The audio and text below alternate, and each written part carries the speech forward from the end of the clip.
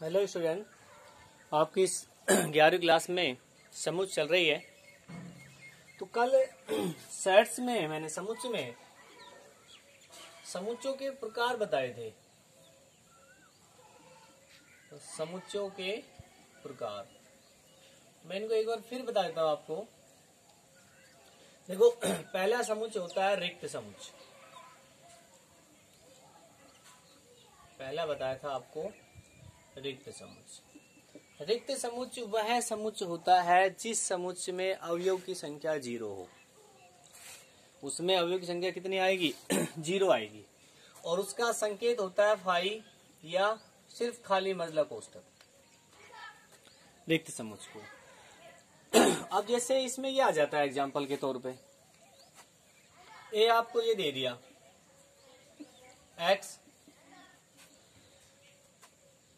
X एक वास्तविक संख्या है।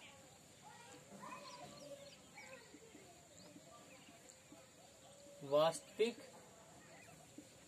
संख्या है और एक्स स्क्वायर प्लस 1 बराबर 0 है। ये समुच्चय आपको समुच्चय निर्माण रूप में लिखा हुआ है। अब आपने इस समुच्चय को पढ़कर आपने ये बताना कि समुच्चय में अवयव कितने हैं और कौन कौन से अवयव है। ठीक है, अब इस समुच्चय को हम अवयव कौन कौन से हैं, कितने अवयव है, वो हम बता सकते हैं रोस्टर रूप में। तो इसको रोस्टर रूप में लिखेंगे। रोस्टर रूप में लिखेंगे तो भाई एक्स एक वास्तविक संख्या है। ठीक, वास्तविक तो कोई भी संख्या होती है, लेकिन इससे निकालना है। तो इसको यदि हम हल करते हैं 0 एक्स स्क्वायर बराबर -1 और एक्स बराबर में √-1। कल मैंने आपको बताया था यदि माइनस की संख्या पे वर्गमूल आ जाता है तो वो संख्या काल्पनिक बन जाती है, इमेजरी नंबर। ठीक है, काल्पनिक संख्या बन जाती है। तो इसका मतलब इसका जो हल आ रहा है एक्स का मान वो काल्पनिक आ रहा है और हमने चाहिए कौन सा? वास्तविक। तो इसमें एक भी अवयव नहीं है। ठीक है, अब इसी सवाल को हम यहां माइनस कर लें। ठीक है, तो यहां क्या आएगा? प्लस, यहां प्लस आएगा, यहां पर +-1, यानी एक्स का मान कितना आ गया? 1 और -1। तो इसमें कितने अवयव हो जाएंगे? अब 2 अवयव हो जाएंगे। ठीक है, रिक्त समुच्चय एग्जाम्पल आएगा, आपको इस पर समझ में आ जाएगा उसमें कि भाई इसमें एक भी अवयव नहीं है। इसके बाद समझाया था मैंने एकल समुच्चय।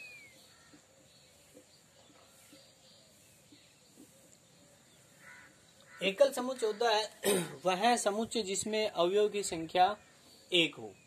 इतना ज्यादा है नहीं इतने इसमें कि वह समुच्चय जिसमें अवयव की संख्या आपको 1 नजर आती हो उसमें। ठीक है,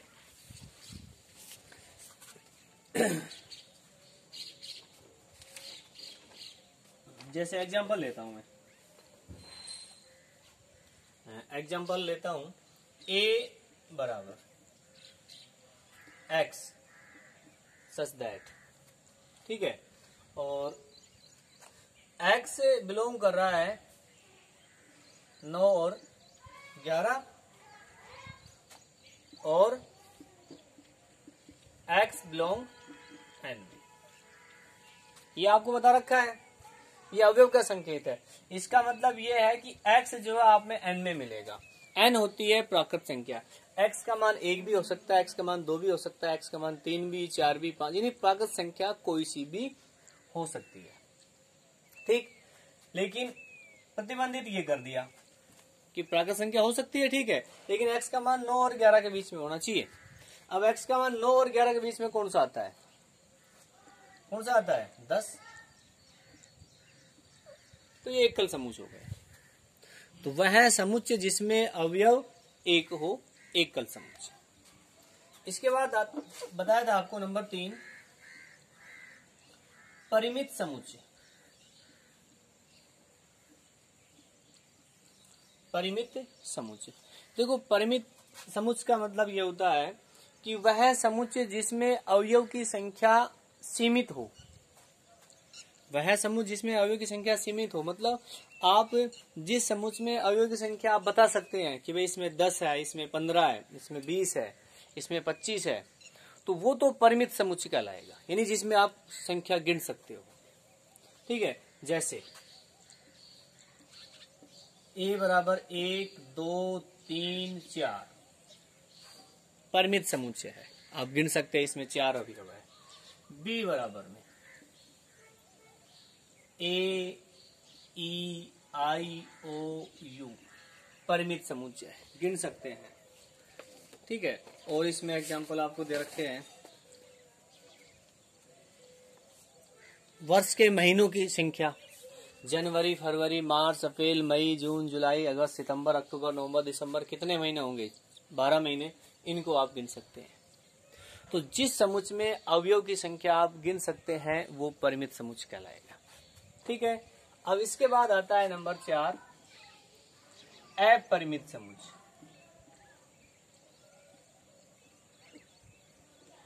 अपरिमित समुच्चय, जिस समुच्चय में अवयव की संख्या आप नहीं गिन सकते हैं, ठीक है, उसे अपरिमित समुच्चय कहेंगे। जैसे n बराबर में 1 2 3 4 डैश डैश,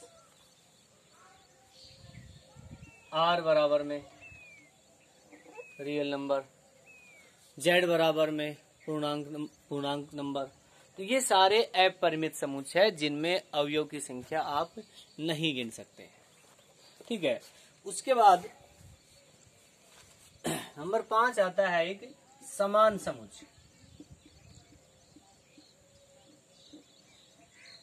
समान समुच्चय, देखो हमारे पास एक समुच्चय A है, एक समुच्चय B है, ये दोनों समुच्चय समान समुच्चय कहलाते हैं। ये दोनों समुच्चय क्या कहलाएंगे? समान समुच्चय कहलाएंगे। जब इसमें अवयव की संख्या, इसमें अवयव की संख्या, इसका अवयव सब कुछ समान हो। कहने का मतलब दो समुच्चय समान कहलाते हैं जब उसमें अवयव की संख्या और उसके अवयव दोनों समान हो। जैसे A बराबर आपने ले लिया 1 3 5, B बराबर ले लिया आपने 1 3 5, तो A और B समान समुच्चय कहलाएंगे। और यदि आपने 1 3 4 ले लिया इसमें, तो ये समान समुच्चय नहीं कहलाएंगे। इसमें अवयव की संख्या तो समान है लेकिन समुच्चय के अवयव जो है समान नहीं है। ठीक है, कौन सा हो जाएगा? ये असमान समुच्चय।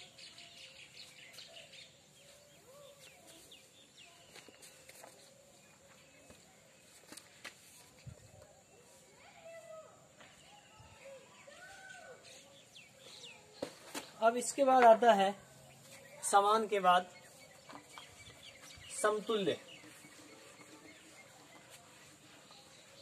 समतुल्य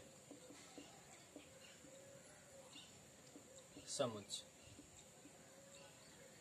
समतुल्य समुच्चय, एक समुच्चय A है, एक B है, ये है 4 6 7, ये है 1 3 5, ये दोनों समतुल्य समुच्चय कहलाते हैं।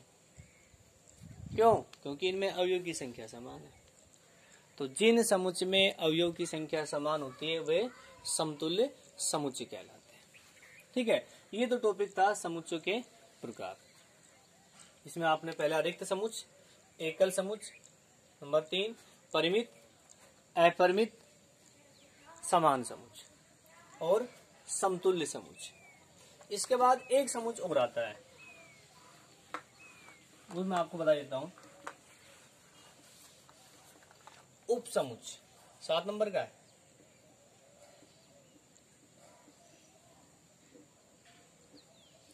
उप समुच्चय, देखो उप समुच्चय क्या होता है? हमारे पास एक समुच्चय A है, ठीक, ये मैंने ले लिया 1 2 3 4 5 6। एक समुच्चय B है, ये मैंने ले लिया 2 4 6।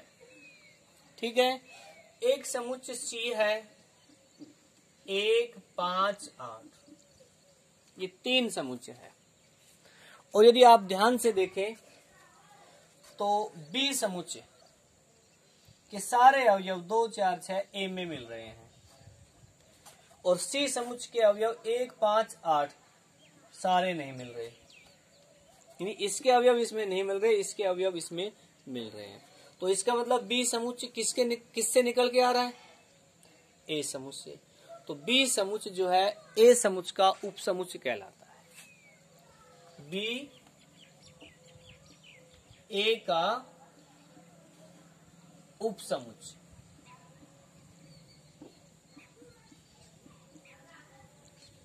ए का क्या होता है?